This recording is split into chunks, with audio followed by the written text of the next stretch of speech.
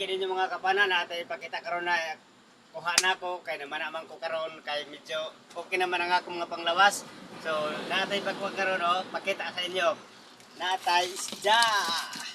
With lobster pa oy, nilakaw na gani. Lobster. Oy, nilakaw na sab.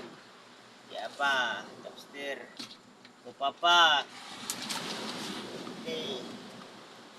Ya pa usa, kupa pa. O karon mga kapana natay lapu-lapu. Lapu-lapu di ba? Ayos. Natay ilak ko, ilak. Yeah.